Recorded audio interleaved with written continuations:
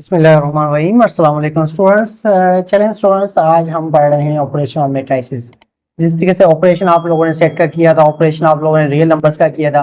अब उसका मतलब क्या होता है स्टूडेंट्स? एडिशन करना, सब्ट्रैक्शन करना, मल्टीप्लिकेशन करना, डिवीजन करना, जैसे कॉम्प्लेक्स नंबर का हमने पढ़ा था, ठीक है ना। तो इसी तरीके से मैट्रिसेस में भी एडिशन भी होती है, सब्ट्रैक्शन भी होती है, मल्टीप्लिकेशन भी हो जाती है, और इसमें डिवीजन जो है वो पॉसिबल नहीं है, ठीक है ना। चले, तो अब इसमें क्या है, एडिशन एंड सब्ट्रैक्शन मल्टीप्लिकेशन क्या होता है। तो एडिशन और सब्ट्रैक्शन हम तभी कर सकते हैं क्या हो, हैविंग सेम ऑर्डर्स। मतलब क्या हो, टू मैट्रिक्स हमारे पास ए एंड बी। अगर हमारे पास ए और बी हमारे पास क्या है, दो मैट्रिक्स हैं, उनके क्या होने चाहिए, ऑर्डर सेम होने चाहिए। ऑर्डर सेम होंगे तभी हम एडिशन कर सकते हैं और सब्ट्रैक्शन कर सकते हैं। एडिशन और सब्ट्रैक्शन होती है उनके करस्पॉन्डिंग एलिमेंट्स से। जैसे कि अगर मेरे पास एक मैट्रिक्स है ए, जिसके अंदर एलिमेंट्स हैं 1 2, और अगर मेरे पास बी मैट्रिक्स है, अब इसके अंदर हैं 3 और 4। अब ऑर्डर इनके सेम नहीं है। जैसे कि मैं अगर यहाँ पे बात करूं, और उसका ऑर्डर क्या है 1/2, इसका ऑर्डर क्या है 2/1। ऑर्डर सेम नहीं है, क्या है इसके एडिशन हो सकते नहीं। चलिए अगर मैं इसको प्लस करना चाह रहा हूँ, ए प्लस बी, यहाँ पे फर्स्ट रो फर्स्ट कॉलम में क्या आ रहा है 1, ठीक है, 1 प्लस हो गया 3 से। उसके बाद सेकंड रो और फर्स्ट रो सेकंड कॉलम में, फर्स्ट रो सेकंड कॉलम में तो यहाँ पे कुछ आ ही नहीं रहा, तो ये कैसे होगा। तो ये क्या होगा हमारे पास, ए प्लस बी या ए माइनस बी, नॉट पॉसिबल। क्या होगा हमारे पास, क्या होगा ये, नॉट पॉसिबल। ए और प्लस हमारे पास क्या होगा, पॉसिबल नहीं है, क्योंकि इसके क्या है, ऑर्डर सेम नहीं है। चले, तो हमारे पास हमें क्या करना पड़ेगा, मैट्रिक्स में ऑर्डर सेम करने पड़ेंगे। तो जैसे कि अगर मैं मैट्रिक्स ले लेता हूँ ए, जिसके अंदर एलिमेंट्स हैं 5 6, और बी मैट्रिक्स ले लेता हूँ जिसके अंदर एलिमेंट्स हैं 9 और 8, ठीक है। अब इसका है ऑर्डर सेम है, क्या है 2/1, 2 बाय क्या है 1। अब इसके हम प्लस करना चाहें, ए प्लस बी, तो 5 प्लस 9 और 6 प्लस क्या होगा 8, तो इसका आंसर आ जाएगा 14, और क्या होगा 14। अगर मैं ए माइनस बी करना चाहूँ स्टूडेंट्स, ए माइनस बी में क्या होगा 5 माइनस 9 6 माइनस 8, तो क्या होगा -2, और क्या होगा -2, सॉरी -4 और -2। तो ये होता है हमारे पास एडिशन और सब्ट्रैक्शन। मतलब क्या होना चाहिए हमारे पास, ऑर्डर क्या होनी चाहिए, सेम होना चाहिए, तभी हमारे पास क्या होगा, पॉसिबल होगा। चलें, इसी के साथ ही अब यहाँ पे हम क्या लेते हैं, कम्यूटेटिव प्रॉपर्टी ऑफ एडिशन। क्या होगा कम्यूटेटिव प्रॉपर्टी ऑफ एडिशन, हमारे पास क्या होगा स्टूडेंट्स, यहाँ पे मैं क्या लेता हूँ, commutative property of addition. Commutative property of addition possible है, क्या है, A plus B equal to होगा बी प्लस ए। जी हाँ, आपका जिस तरीके से हमने प्रॉपर्टी पढ़ी थी, कम्यूटेटिव प्रॉपर्टी ऑफ एडिशन आपको पॉसिबल है। इसके साथ साथ एसोसिएटिव प्रॉपर्टी भी हमारे पास पॉसिबल है। एसोसिएटिव प्रॉपर्टी, सब्ट्रैक्शन तो होता नहीं है, सब्ट्रैक्शन तो हमने उसमें ही पढ़ा, रियल नंबर में भी नहीं होता। Associative property of sorry addition, ये भी हमारे पास क्या होगा, पॉसिबल होगा, जिसमें क्या है ए प्लस बी प्लस सी, ठीक है, फर्स्ट टू पे इक्वल टू होगा ए प्लस बी प्लस सी, तो इसका आ गया लास्ट टू। तो ये भी हमारे पास क्या होगा, पॉसिबल होगा स्टूडेंट्स, ठीक है, क्लियर हो गया। चले, अब उसके बाद हमारे पास क्या है, अगर हम अब करते हैं मल्टीप्लीकेशन।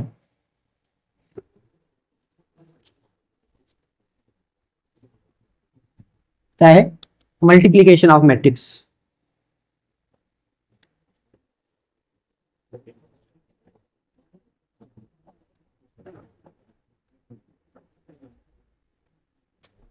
मल्टीप्लीकेशन ऑफ मैट्रिसेस, अगर हम मल्टीप्लीकेशन करना चाह रहे हैं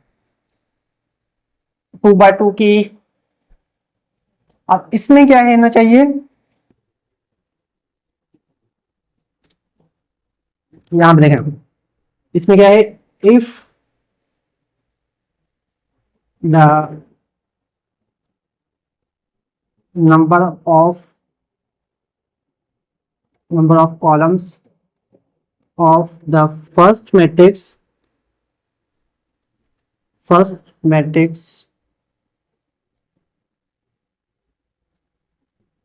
is equal to the number of rows of the second matrix। इसमें शर्त ये नहीं है कि ऑर्डर आपका सेम, मतलब ऑर्डर सेम हो या ना हो, इससे कोई लेना देना नहीं है।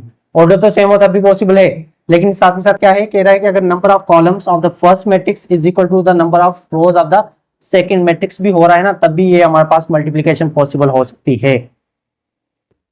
क्या होगी, मल्टीप्लिकेशन आपकी हो सकती है।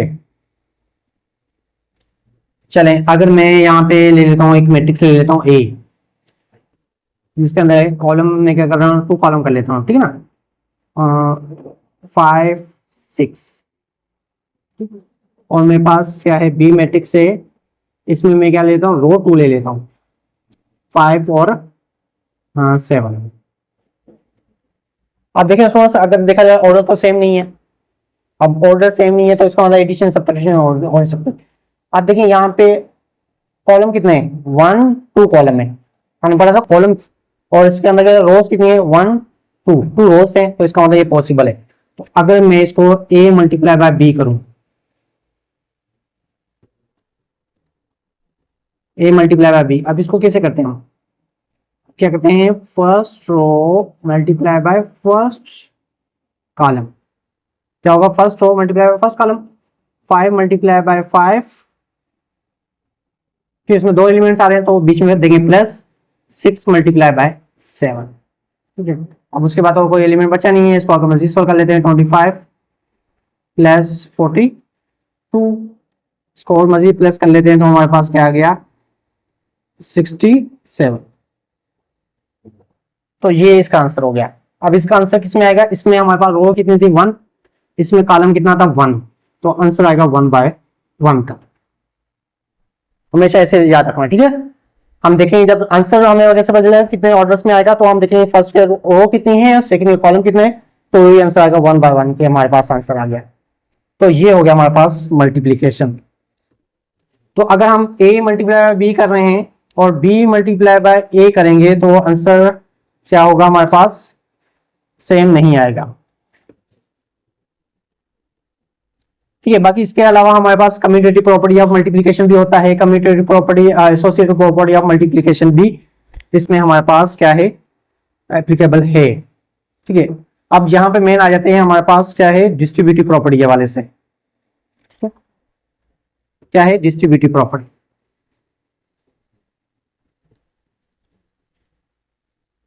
अब इसमें डिस्ट्रीब्यूटिव कौन कौन सी है स्टूडेंट्स,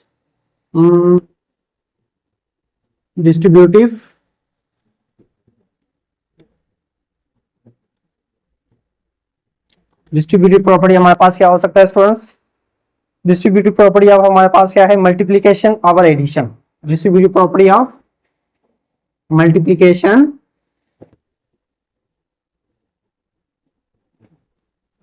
और एडिशन, मतलब अगर पॉसिबल हो रहा है, मतलब एडिशन या मल्टीप्लिकेशन पॉसिबल हो रही है तभी होगा, ठीक है।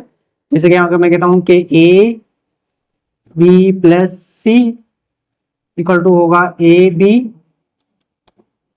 प्लस a c, ठीक है, तो ये आपका पॉसिबल है। बाकी एडिशन और मल्टीप्लिकेशन पॉसिबल नहीं है, ठीक है।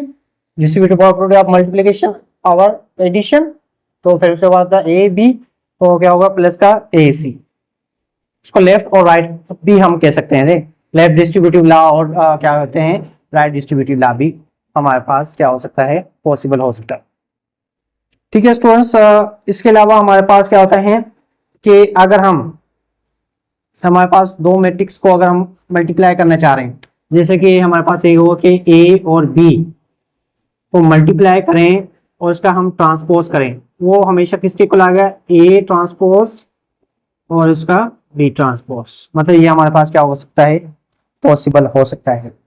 ठीक है, अगर कहीं भी पूछा जाए कि ए बी सी तीनों मल्टीप्लाई हो रहे हैं, इसका ट्रांसपोज कर रहे हैं, तो वो किसके इक्वल होगा, ए ट्रांसपोज बी ट्रांसपोज और इसके अलावा क्या होगा, सी ट्रांसपोज। ठीक है, अगर इसके एग्जांपल लें तो स्टूडेंट्स बहुत लेंदी हो जाएंगे। इंशाल्लाह इस टाइप के जो हमारे पास क्या आएंगे, क्वेश्चन आएंगे ना एक्सरसाइज में, तो हम साथ के साथ क्या करते जाएंगे, वो भी सॉल्व करते जाएंगे। और इंशाल्लाह उम्मीद करूंगा कि आप लोगों को अच्छे से समझ में आ जाएंगे। ठीक है ना। चलिए स्टूडेंट्स, ये इसके जो भी हमने थ्योरी थी, इसके एग्जांपल्स थे, वो मैंने आप लोगों को समझा दिए इंशाल्लाह। अब जो हमारे पास जो एक्सरसाइज है 19.1 जो है हमारे पास इसी बेस पे ही है, जो चीजें अब हमने डिस्कस की हैं उसी बेस पे ही हैं। और जब देखना अब हम सोल्व कर रहे होंगे तो आप लोगों को क्या होगा कि ये तो चीज मैंने समझी हुई है, सीखी हुई है, मैं खुद से भी कर सकता हूँ। ठीक है ना। चलें अब हम मिलते हैं इंशाल्लाह नेक्स्ट लेक्चर में, तब तक अपना ख्याल रखिएगा। ओके स्टूडेंट्स, अल्लाह।